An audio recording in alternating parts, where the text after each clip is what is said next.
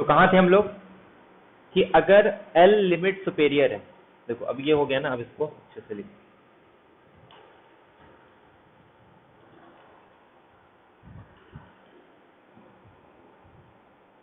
an अगर एक bounded sequence है, L लिमिट सुपेरियर है an का,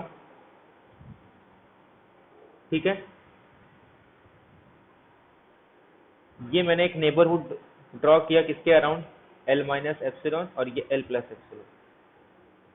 सपोज पॉसिबल कि इसके राइट में भी इनफाइनाइटली मेनी पॉइंट आ गए,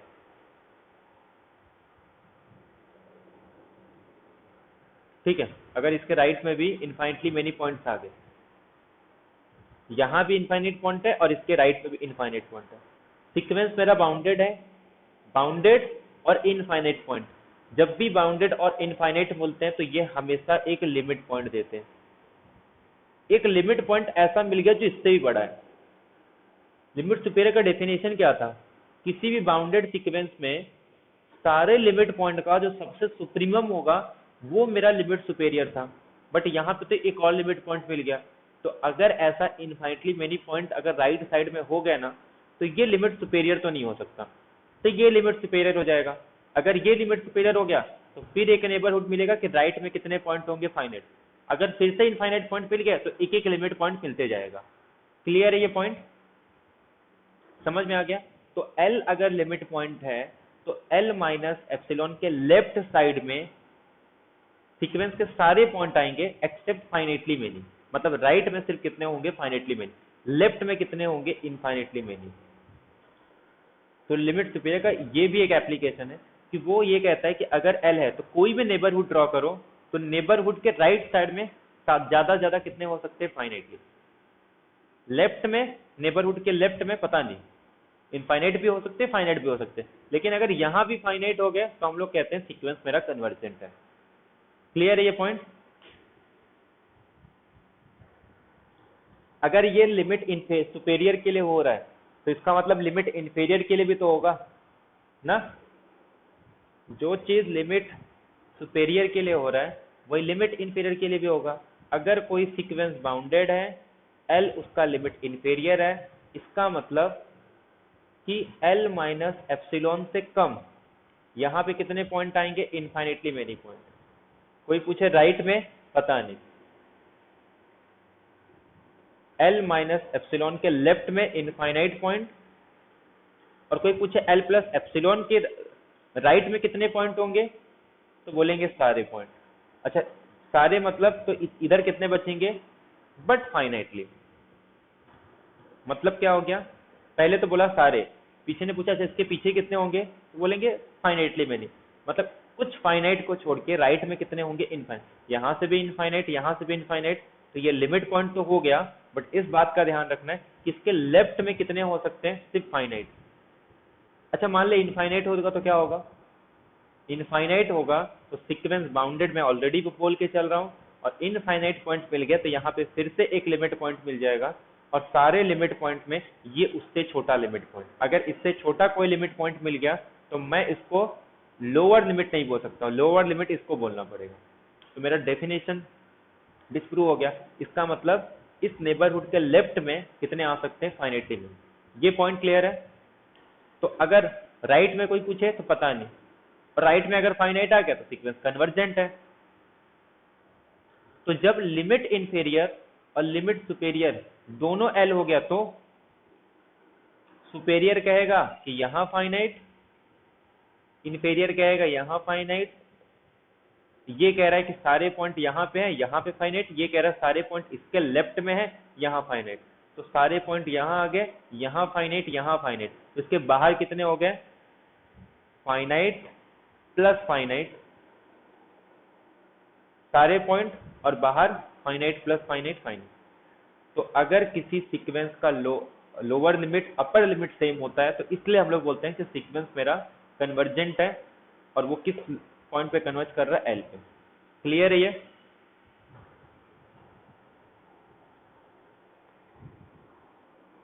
तो limit in terms of limit superior end limit inferior.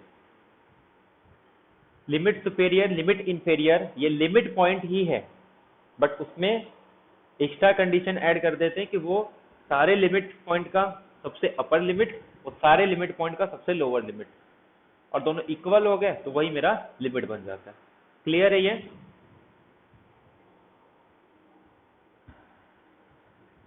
Hello, ये पॉइंट क्लियर हुआ सबको? तो जो हम लोग बार बार यूज कर रहे थे ना कि लिमिट सुपेरियर, लिमिट इंफेरियर अगर इक्वल होता है तो क्यों बोलते हैं कि लिमिट वही इसका लिमिट पॉइंट हो जाता है और सीक्वेंस मेरा कन्वर्जेंट हो जाएगा। अनबाउंडेड होगा तो कुछ नहीं बोल सकते, लेकिन अगर बाउंडेड है तो lower limit upper limit same होगा और मेरा वो सीक्वेंस कन्वर्जेंट होगा। एक और रिलेशन रहता है, वो भी याद रख लो। जैसे कॉची का जो सेकेंड थ्योरम था, हम लोग पढ़ते थे limit a n raise to 1/n, उसकी लिमिट किसके इक्वल हो जाती है? Limit a n plus 1/n। एक लिमिट जस्ट याद रखना, हो सकता है कभी यूज हो जाए, कि limit n tends to infinitive superior a n raise to 1/n, ये जो वैल्यू है ना, ये कभी भी क्रॉस नहीं करता है। किसको क्रॉस नहीं करता? तो limit superior of a n plus 1/a। A n raise to 1/n का लिमिट सुपेरियर कभी भी ए एन प्लस 1/an के लिमिट सुपेरियर को क्रॉस नहीं करता। ऐसे ही इन्फीमम के केस में ये रिवर्स हो जाता है। Limit n tends to infinitive, जो इन्फीमम है ए एन प्लस 1/an, ये कभी क्रॉस नहीं करता किसको? Limit n tends to infinitive inferior of a n plus 1। ये लेस देन होगा limit n tends to infinitive superior a n raise to 1/n, क्योंकि लिमिट सुपेरियर कभी लिमिट इंफेरियर क्रॉस नहीं कर सकता, और ये किससे लेस देन है? Limit superior a n plus 1/a। ये क्यों बता रहा हूं मैं? कल हम लोग एक क्वेश्चन किए थे कि अगर इसकी लिमिट एग्जिस्ट हो गई तो बाय सैंडविच थ्योरम ये एग्जिस्ट होगा। समझ में आ रहा है मैं क्या बोल रहा हूं? ये अगर एग्जिस्ट हो गया तो ये दो दोनों तो इसी के बीच में बाउंड हो रहे हैं ना। अगर इसका लिमिट सेम, इसका लिमिट, अगर सपोज इसका लिमिट एग्जिस्ट कर रहा है, इसका मतलब क्या है? तो हम लोग डेफिनेशन किसका यूज करेंगे? अगर किसी सीक्वेंस का लिमिट एग्जिस्ट करता है, इसका मतलब उसका limit inferior limit superior same है। तो बाय सैंडविच थ्योरम इनके बीच में कोई भी जो सीक्वेंस आ रहा है, अगर इन दोनों का लिमिट सेम है तो ये भी उसी के बीच में आएंगे, मतलब ये दोनों सीक्वेंस का सेम लिमिट होगा और ये दोनों कन्वर्जेंट हो जाते हैं। लेकिन अगर ये कन्वर्ज है तो ना तो मैं इसके बारे में कुछ बोल सकता हूँ ना इसके बारे में बोल सकता हूँ। ये इक्वल भी हो सकता है इससे बहुत छोटा हो सकता है इससे बहुत बड़ा। तो इसीलिए जब ये कन्वर्जेंट होता है तो हम लोग बोलते हैं ये कन्वर्जेंट होगा, but this convergent doesn't imply कि ये कन्वर्जेंट। तो वो पॉइंट क्लियर हो गया सबको, जो हम लोग लास्ट लेक्चर में, कल के लेक्चर में डिस्कस किए थे कि अगर ये लिमिट, तो कॉची सेकंड थ्योरम यही था कि अगर ये एग्जिस्ट होगा तो ये दो पॉइंट, मतलब ये एग्जिस्ट होता, बट ये डजंट इंप्लाई कि ये एग्जिस्ट होगा, तो कन्वर्ज टू नहीं था। तो ये था हमारा कॉची सेकंड थ्योरम। तो ये दो इंपॉर्टेंट रिजल्ट है जो अपने को पता चल गया। ठीक है,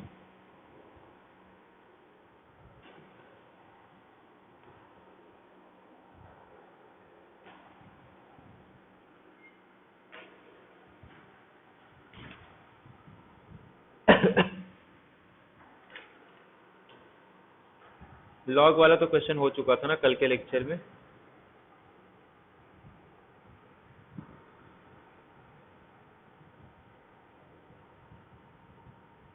सुपेरियर भी हो गया था, ये भी हो गया था।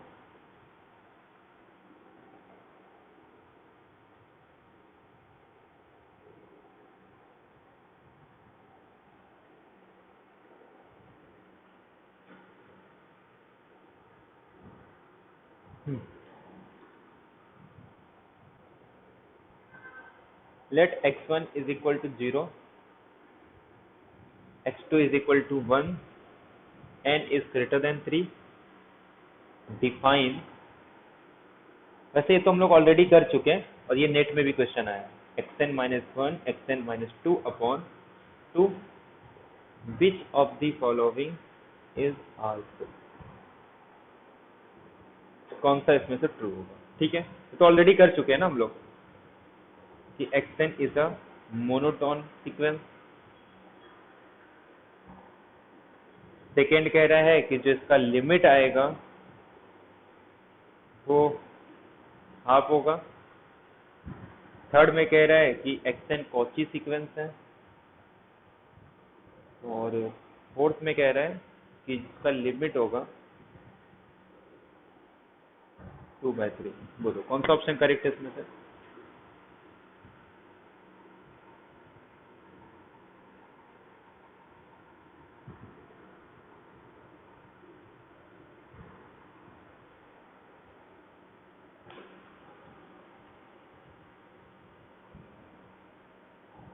थ्री और फोर सिंपल, मुझे नहीं लगता ये चेक करने की जरूरत थी।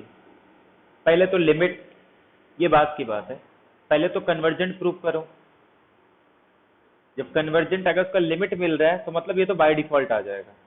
हाँ, अगर कॉची हो गया फिर उसके बाद लिमिट फाइंड आउट करो, लेकिन अगर डायरेक्ट लिमिट फाइंड आउट कर रहे हो तो मतलब कॉची डायरेक्ट आ जाता है। और ये अपने को ऑलरेडी पता है, हम लोग ऑलरेडी डिस्कस कर चुके हैं कि ये जो सीक्वेंस था, इसके पास अपने पास दो कॉम्प्लीमेंट्री सीक्वेंस मिल रहे थे, एक इवन वाले और एक ऑड वाले। एक इंक्रीज होके सेम लिमिट पे जा रहा था, एक डिक्रीज होके सेम लिमिट पे जा रहा था। और इसकी अब बात आती है लिमिट हाफ होगा या 2 होगा, 1/2 या 2/3। ठीक है, तो ये अपने को कैलकुलेट करता हूँ।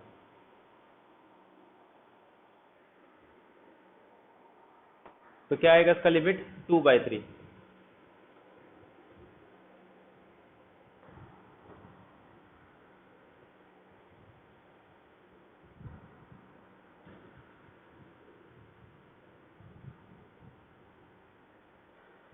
तो ये अपने पास फेमस एग्जांपल है कि अगर ये टाइप के जब भी सीक्वेंस आते हैं, तो ये जो सीक्वेंस है, अगर अपने को a1 मतलब ये x1 और x2 गिवन ना हो, तो इसका जो लिमिट आता है ये हमेशा कन्वर्जेंट होता है। ये तो ऑलरेडी हम लोग क्लेम कर चुके हैं। इसकी जो लिमिट पॉइंट आती है 1/3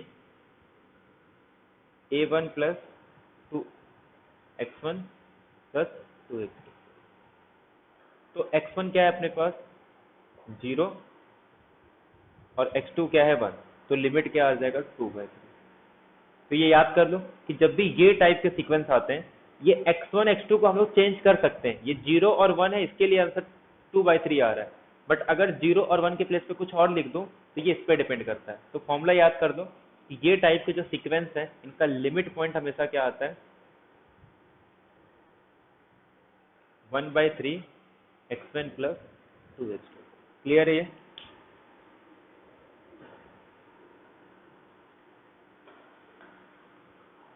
हम्म,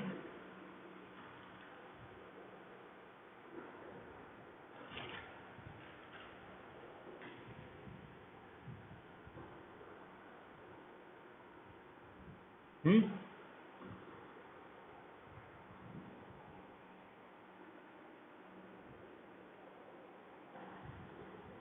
अच्छा, इसको प्रूव करना है तो मैंने एक रिजल्ट बताया था कि अगर इसका 2/3 आता कैसे।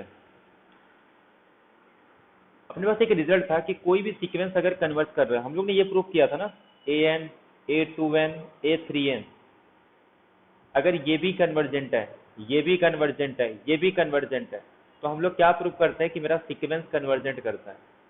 क्योंकि अगर ये तीनों सीक्वेंस कन्वर्जेंट है तो इसका मतलब ये डिफरेंट लिमिट पे पॉसिबल ही नहीं है कि ये तीनों अलग अलग लिमिट पे कन्वर्ट करें।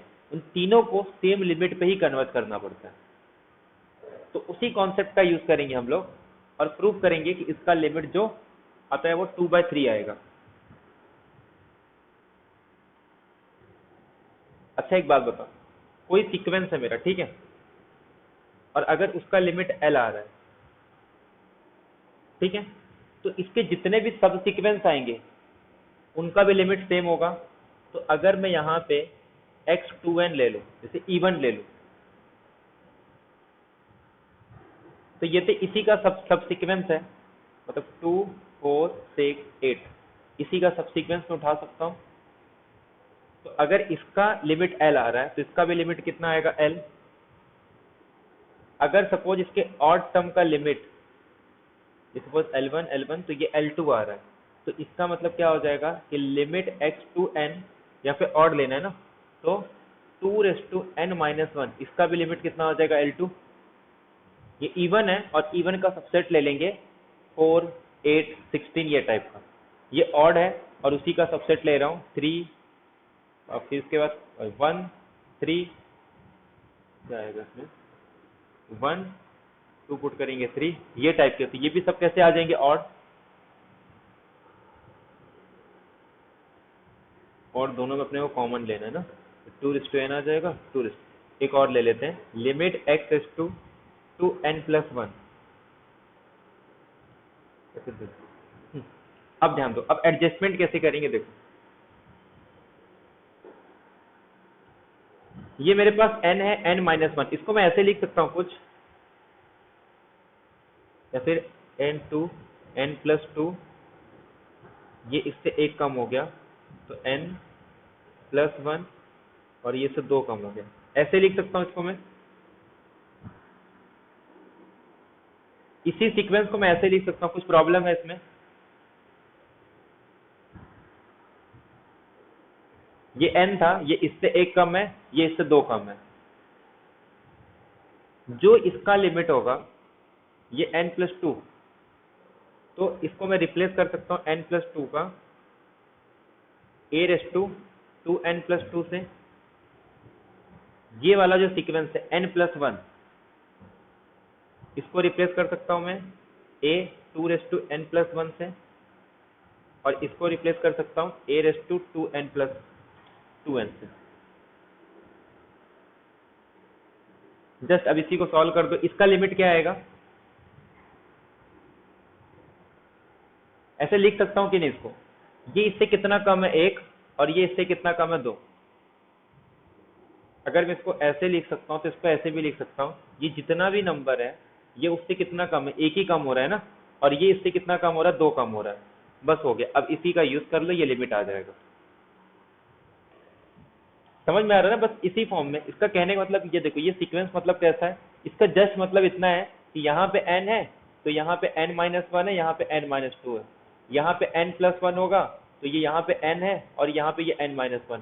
तो यहाँ पे अगर 2n+2 है तो ये 2n+1 है, और ये 2n है, ये एक कम और ये 2 कम, जस्ट इसका यही मीनिंग है।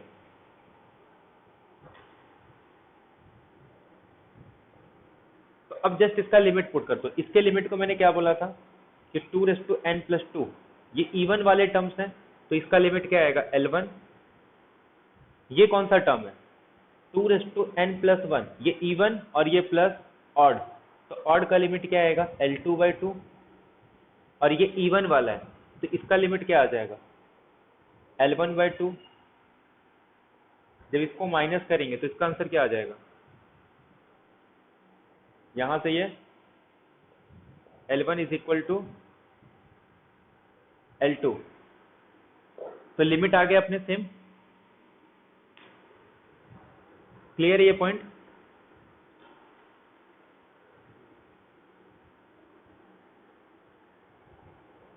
मतलब इससे क्या प्रूव हो गया कि जो अगर अपने पास दो सब सीक्वेंस है, अगर वो कन्वर्जेंट है, तो हम लोग ये प्रूव कर सकते हैं कि दोनों का लिमिट क्या आ जाएगा, सेम आ जाएगा। हो गया। अब लिमिट सेम आ गया तो इसका मतलब क्या है, एक का जो भी लिमिट आएगा वही सेकेंड का लिमिट आएगा, तो बट उसी को पुट कर दो तो अपना आंसर आ जाता है।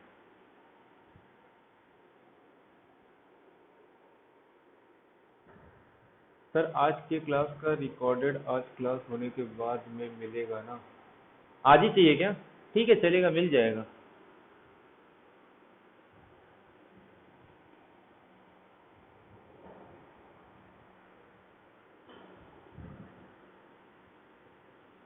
ठीक है, तो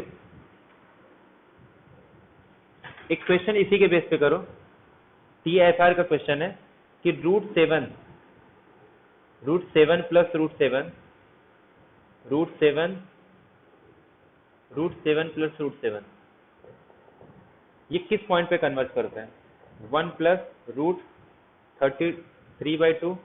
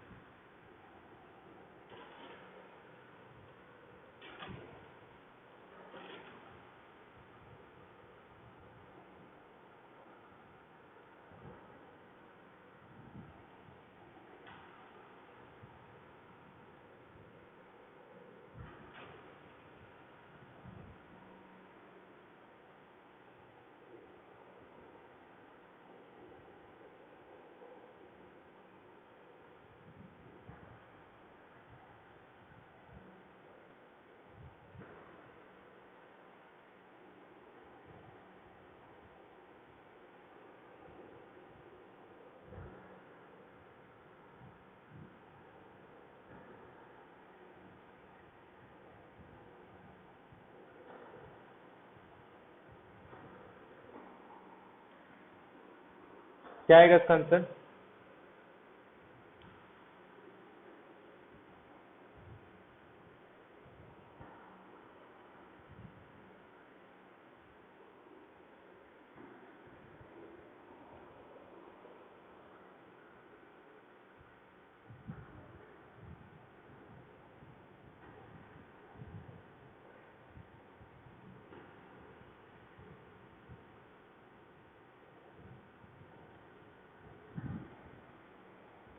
फोर्थ ऑप्शन आ रहा है। तो जब भी ये टाइप के सीक्वेंस मिलते हैं, तो जैसे मान लो ये मेरे पास एक सीक्वेंस है x1 इज इक्वल टू √7, ठीक है। x2 को कैसे डिफाइन किया गया है? 7 प्लस x1, ये ऐसे ही है। x3 क्या है? 7 प्लस x2। तो ये टाइप का ये सीक्वेंस आ रहा है। तो जब भी ये टाइप के सीक्वेंस आते हैं तो हम लोग जस्ट क्या करते हैं, इसको, ये पूरा तो सेम ही है ना, तो इसके अंदर एक सीक्वेंस आ गया, फिर इसके अंदर एक सीक्वेंस आ रहा है, तो ये पूरे को मैं xn बोल सकता हूँ। तो मतलब जो इसका लिमिट आएगा, ये टोटल सपोज मेरे पास xn है, ये xn प्लस 1 ले लेता हूँ, और उसके बाद ये फिर 7 प्लस √xn आ रहा है, ये टाइप का आ रहा है ये। तो जो इसका लिमिट आएगा वही सेम इसका लिमिट होगा। तो अगर इसका लिमिट L है तो √7 प्लस L, जब स्क्वायर लेंगे तो ये अपने पास आ जाएगा 7 प्लस L, तो L square minus L plus 7 is equal to 0। इसको सॉल्व करो और आंसर आ जाएगा, ठीक है। क्लियर है? अब इसमें क्या आता है, या तो इसके दो रूट आएंगे ना, एक पॉजिटिव और एक निगेटिव आएगा। अच्छा एक बात बताओ, अगर इसका निगेटिव रूट हो गया तो क्या सीक्वेंस का कोई भी टर्म, जैसे मान लो ये 0 है, ये पॉइंट मेरे राइट साइड में जा रहा है, मान लो अगर निगेटिव रूट आ गया, तो अगर वो रूट है तो वो लिमिट पॉइंट भी होना चाहिए। मतलब उसके अराउंड जब मैं नेबरहुड ड्रॉ करूंगा तो सीक्वेंस के कितने पॉइंट आने चाहिए? इनफाइनाइट पॉइंट आने चाहिए। तो क्या सीक्वेंस का कोई भी पॉइंट आएगा यहाँ पे?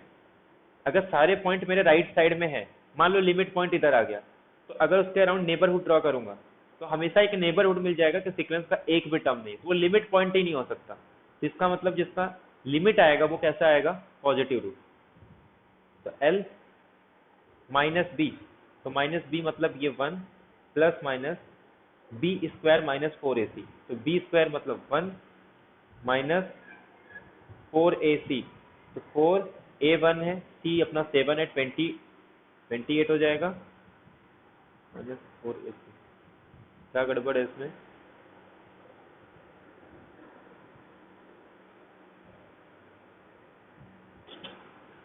ये माइनस में आएगा ना ये भी, तो ये क्या आ जाएगा? Minus minus plus 28 upon 2a, a के प्लेस पे भी क्या आ रहा है? 1 आ रहा है, तो ये आ जाएगा 1 प्लस माइनस 29/2।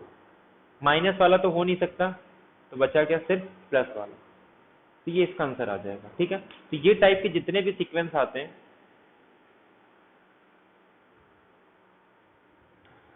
लिमिट पॉइंट इसके सारे टर्म्स पॉजिटिव है ना, मतलब ऐसे समझो, इसके दो रूट आ रहे हैं ना, ये हम लोग देखे थे ना कि इसको सॉल्व करने पे, जब इसको सॉल्व करते हैं तो बी स्क्वायर माइनस 4ac की वैल्यू पॉजिटिव आनी थी, तो मतलब जो रूट है वो हमेशा रियल आना है।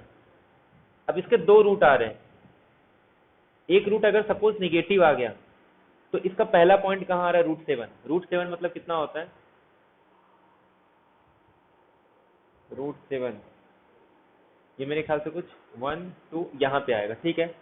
और फिर से निकालेंगे इसका 7 प्लस √7, ये धीरे धीरे कम होगा, बट ये कभी भी निगेटिव हो सकता है। इसकी वैल्यू कितनी भी कम आएगी, तो ये कहाँ तक जा रहा है? इसमें दो वैल्यू आ रहा है ना, एक 1 प्लस √29, 29 का निकालेंगे तो कितना आएगा ये?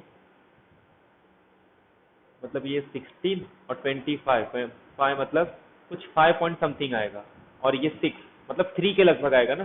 तो इससे कम तो हो ही नहीं रहा है, ये इससे कम हो नहीं रहा है। इसका मतलब क्या हो गया? अगर निगेटिव वैल्यू आ रही है तो सीक्वेंस के उसके अराउंड जब मैं नेबरहुड ड्रॉ करूंगा तो सीक्वेंस के कितने पॉइंट आने चाहिए? इनफाइनाइट पॉइंट आने चाहिए ना, क्योंकि लिमिट पॉइंट ये भी हो सकता है कि सीक्वेंस पर तो भले नहीं आ रहा है लेकिन वो लिमिट पॉइंट हो सकता है। बट ऐसा नहीं कि लिमिट पॉइंट ऐसा है मेरे सेट के पॉइंट यहाँ है और लिमिट पॉइंट इतना दूर चले जाए। लिमिट पॉइंट सिर्फ बाउंड्री ही हो सकता है। लिमिट पॉइंट सेट का मेंबर भले नहीं होता है, लेकिन वो उसके बाउंड्री का मेंबर। ऐसा नहीं कि लिमिट पॉइंट ये हो जाएगा या फिर यहाँ चले जाए, ज्यादा से ज्यादा उसकी बाउंड्री पे जा सकता है। सेट के बाहर का मतलब सेट के अंदर उसका बाउंड्री नहीं है, तो वो बाउंड्री पे खड़ा है। तो जब भी ये टाइप के सीक्वेंस आएंगे, डायरेक्ट उसका लिमिट, अरे क्वाड्रेटिक इक्वेशन को सॉल्व करो और फिर आंसर उसका मिल जाता है।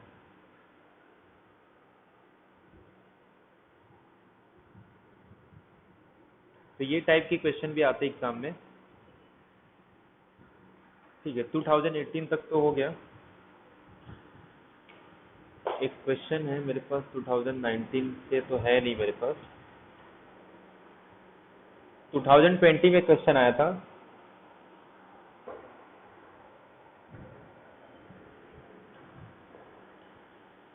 ठीक है, मैं पहले वो टर्म बता देता हूँ, फिर इसको डिफाइन करते हैं।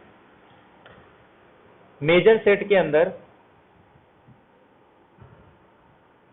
मेजर सेट के अंदर भी नहीं, मेजर सेट के अंदर सेट फंक्शन पढ़ते हैं। प्रोबेबिलिटी के अंदर, वैसे उसमें भी पढ़ते हैं। प्रोबेबिलिटी थ्योरी के अंदर हम लोग डिस्कस करते हैं sequence of set. Sequence of set मतलब हम सेट का सीक्वेंस बनाते हैं। ठीक है, मतलब जैसे हम लोग सीक्वेंस ऑफ नंबर्स पढ़ रहे हैं, मैंने पहले ही कहा सीक्वेंस का मतलब कोई भी, हम लोग सेट को भी अरेंज कर सकते हैं, हम नंबर्स को भी अरेंज कर सकते हैं, नेचुरल नंबर को अरेंज कर सकते हैं, कॉम्प्लेक्स नंबर को, रैशनल नंबर को, इंटीजर्स को, या फिर किसी फंक्शन को अरेंज कर सकते हैं। तो किसी भी चीज को जो अरेंज करते हैं ना, वो सीक्वेंस होता है। सीक्वेंस जस्ट ये बताता है कि किसी चीज को किस प्लेस पे रखे, उसका पोजीशन क्या है, वो कौन से पोजीशन पे, ये जस्ट सीक्वेंस बताता है। तो ऐसे ही हम लोग सीक्वेंस ऑफ सेट बनाते हैं। मतलब A1, A2, A3, ऐसे ये मान लो मेरे पास सेट है वेयर AI, ये कोई भी सेट हो सकते हैं, नॉन एम्प्टी ले लेंगे और अच्छा है, और एनी नॉन एम्प्टी सेट, ठीक है, ताकि उसमें कुछ एलिमेंट हो। तो ये मेरा सीक्वेंस है, बट ये किसका सीक्वेंस है? सीक्वेंस ऑफ सेट, या फिर सीक्वेंस ऑफ सेट, सेट के सीक्वेंस आ गए अपने पास। क्लियर है? अब जब हम लोग कॉम्प्लेक्स नंबर के अंदर सीक्वेंस का किस पॉइंट पे कन्वर्ज होता है ये पढ़ते हैं। जब सीक्वेंस ऑफ फंक्शन का कन्वर्जन चेक करते हैं, तो ऐसे ही सीक्वेंस ऑफ सेट का भी तो कुछ तो लिमिट पॉइंट होगा। तो इसमें भी हम लोग क्या पढ़ते हैं, सबसे पहले डिफाइन करते हैं limit superior, limit inferior, but उससे पहले कुछ और कॉन्सेप्ट यूज करते हैं। जैसे मान लो एक A1 है, ये कंटेन कर रहा है A2 के अंदर, ये कंटेन कर रहा है A3 के अंदर, या फिर कंटेन कर रहा है A4 के अंदर। ठीक है, तो इसका मतलब क्या है, ये सीक्वेंस मेरा, ये जो सेट ऑफ सीक्वेंस है, ये धीरे धीरे इंक्रीज हो रहा है। ये मेरे पास A1 था, ये कंटेन कर रहा है A2 के अंदर, क्योंकि अभी ये नंबर नहीं है जो कंपैरिजन करेंगे हम लोग, समझ में आ रहा है ना। वहां पे हम लोग ऐसे कंपैरिजन करते थे, A1 is less than A2, A2 is less than, क्यों? क्योंकि वहां पे ये जो लेस देन ग्रेटर देन बोलते हैं ना, मैथमेटिक्स के अंदर इसका कोई मीनिंग नहीं होता लेस देन ग्रेटर देन, ये सिर्फ रियल के अंदर है। मैथमेटिक्स के अंदर इसका मतलब जस्ट एक रिलेशन है। जब हम लोग पार्शियल ऑर्डर पढ़ते हैं ना, इसका मतलब जस्ट रिलेटेड है कि A2 से रिलेटेड है, और रिलेटेड जो डिफाइन किया है रियल के अंदर, वो हम लोग कंपैरिजन, छोटे बड़े को समझते हैं। बट यही चीज कहीं और पे इसका कोई मीनिंग नहीं होता। वही चीज हम लोग यहाँ पे एक रिलेशन डिफाइन करते हैं जिसको बोलते हैं सबसेट, कि इसके सारे एलिमेंट इसके अंदर होंगे। तो ये जस्ट रिलेशन है, जिसको बोलते हैं पोसेट। पोसेट पढ़े रहोगे ना, पार्शियल ऑर्डर सेट, एक रिलेशन डिफाइन करते हैं, पार्शियली ऑर्डर रिलेशन, पोसेट करके। तो जो लेस देन ग्रेटर देन है, ये जस्ट एक रिलेशन है, बाकी कुछ नहीं। क्योंकि बस रियल के अंदर हम लोग छोटे बड़े बोलते हैं, ये बड़ा है ये छोटा है, सबसेट के अंदर कोई किसी के अंदर कंटेन कर रहा है या वो किसी को कंटेन कर रहा है।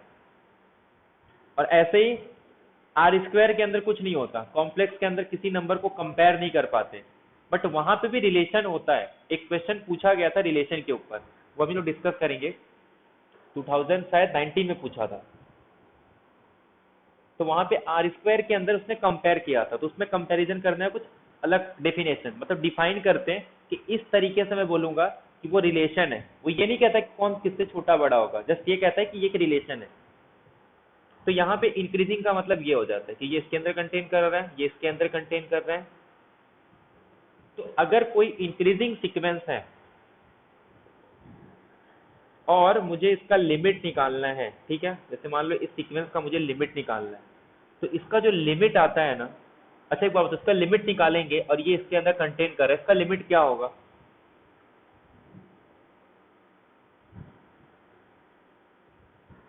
इसका लिमिट क्या होगा? अगर मुझे इसका लिमिट निकालना है, ये इसके अंदर कंटेन कर रहा है, इसे कंटेन कर रहा है, तो इसका लिमिट क्या होगा? इसको बोलते हैं इंक्रीजिंग सीक्वेंस ऑफ सेट। अगर इसका लिमिट निकालना है, ये कितना बड़ा हो सकता है? A1 A2 के अंदर कंटेन कर रहा है, A3 के अंदर कंटेन कर रहा है, A4 के अंदर कंटेन कर रहा है, तो जो लास्ट वाला रहेगा वो AN क्या होगा? तो ये आता है यूनियन। क्लियर है? तो ये पॉइंट, पहला पॉइंट हो गया कि जब मेरा सीक्वेंस ऑफ सेट इंक्रीज होता है ना, तो अगर मुझे उसका आखिरी सीक्वेंस का या फिर सिंपल कह सकते हैं लिमिट निकालना है, तो जस्ट कुछ मत करो, उसी का यूनियन ले लो। ये पहला पॉइंट क्लियर है? ये समझ में आया सबको? क्योंकि मुझे लास्ट वाला क्या मिलेगा, ये सब कंटेन कर रहा है ना, तो मैं अगर यूनियन निकाल लूं तो मुझे लास्ट वाला AN मिल जाएगा। तो ये एक पहला पॉइंट हो गया। सेकेंड पॉइंट इंटरसेक्शन वाला होता है। अब मान लो A1 कंटेन कर रहा है A2, इसको बोलते हैं डिक्रीजिंग सीक्वेंस ऑफ सेट।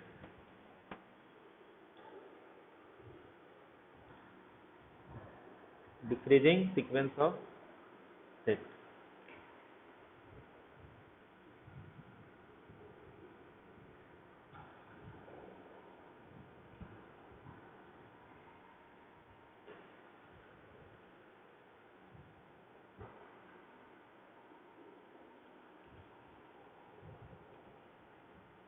कि A1 कंटेन कर रहा है A2 को, A2 कंटेन कर रहा है A3 को, A3 कंटेन कर रहा है A4 को, मतलब ये डिक्रीजिंग सीक्वेंस ऑफ सेट। इसका मतलब क्या है कि ये मेरे पास A1 है, इसके अंदर कंटेन कर रहा है A2, इसके अंदर कंटेन कर रहा है A3।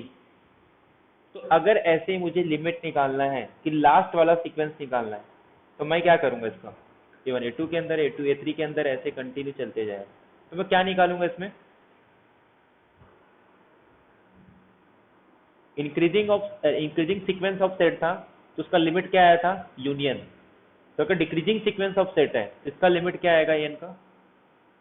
अगर लास्ट वाला मुझे निकालना है तो इसका इंटरसेक्शन आ जाता है। ठीक है? तो ये दो पॉइंट याद रखना। अब इसी का यूज करके हम लोग डिफाइन करते हैं लिमिट इंफेरियर, लिमिट सुपेरियर। यहाँ पे डायरेक्ट हम लोग लिमिट नहीं डिफाइन करते, एक्चुअली वहां पे भी डिफाइन नहीं करते। वहां पे भी ना सबसे पहले लिमिट आता है, देखा जाए ना तो सबसे पहले हम लोग लिमिट डिस्कस करते हैं, लिमिट के बाद आता है लिमिट सुपेरियर, लिमिट इंफेरियर। अब इससे चीजें और आसान हो जाती है। उसके बाद फिर इसका यूज करके हम लोग डिफाइन करते हैं लिमिट। डायरेक्ट लिमिट पहले देखो, ये कैलकुलेट करने के लिए अच्छा है, क्योंकि जो एग्जाम्पल होते हैं ना अपने पास, वो ऑलरेडी अपने को पता है कन्वर्जेंट है, तो सिर्फ टेक्निक ढूंढते हैं लिमिट कैलकुलेट करने का। बट पहले लिमिट आता है, अब उस लिमिट में से भी लिमिट सुपेरियर निकालो, इन्फेरियर निकालो, फिर वहां से डिफिनेशन और अपने को मिलता है, फिर जाके वो डिफिनेशन बनता है लिमिट का। बट यहाँ पे ऐसा हम लोग कैलकुलेट नहीं कर सकते, तो डायरेक्ट पता नहीं चलता कि इसका लिमिट क्या आएगा। तो यहाँ पे अब डिफाइन करते देखो, लिमिट सुपेरियर और limit inferior. Limit superior, but यहाँ पे हम लोग क्या डिफाइन करेंगे? किसी सीक्वेंस का। मान लेता हूँ EN, ये किसी भी सेट हो सकता है, यहाँ पे कोई भी सेट है, मतलब इन जनरल सेट है। अगर इसको सेट थ्योरी में पढ़ोगे, क्या बोल सकते हो, मेजर सेट या प्रोबेबिलिटी में पढ़ोगे, तो इसी को सिग्मा फील्ड बोलते हैं, नाम सुने रहोगे, सिग्मा फील्ड। तो सिग्मा फील्ड का अगर मैं कोई सबसेट ले रहा हूँ EN, मुझे इसका क्या डिफाइन करना है? सुप्रीमम।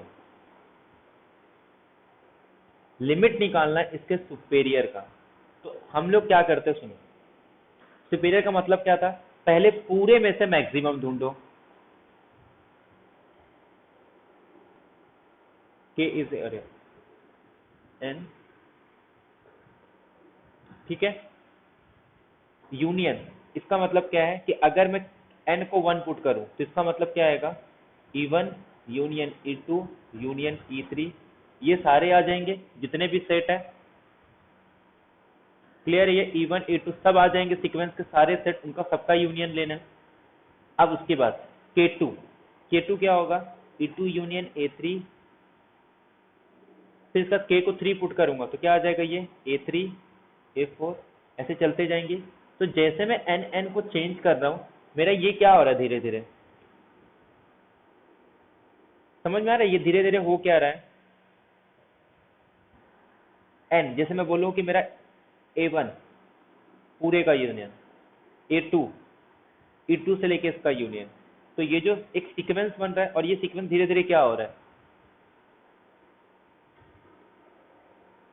मैं सुपेरियर का ही ले रहा हूँ। यूनियन मतलब ऐसे, यहाँ पे सुपेरियर का मतलब नंबर नहीं होता कि सबसे बड़े वाली ले लो, ऐसा नहीं, पूरे का यूनियन। सुपेरियर मतलब यूनियन, पूरे का टोटल में से ले रहा हूँ। वहां पे भी यही करते थे ना कि सीक्वेंस के जितने भी टर्म्स है उसमें सबसे मैक्सिमम ले लो, बट यहाँ पे मैक्सिमम मतलब यूनियन हो रहा है, तो पूरे में से यूनियन, फिर मैं एक सेट को रिमूव कर रहा हूँ, फिर इनका पूरा यूनियन, फिर एक को रिमूव कर रहा हूँ, पूरे का यूनियन। उसमें भी यही करते थे।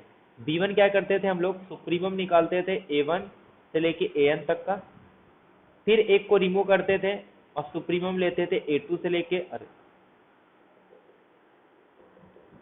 इसको B2 नाम देते थे, फिर उसके बाद सुपेरियर निकालते थे A3 में से। अब देखो, ये पूरे में से सबसे बड़ी वैल्यू,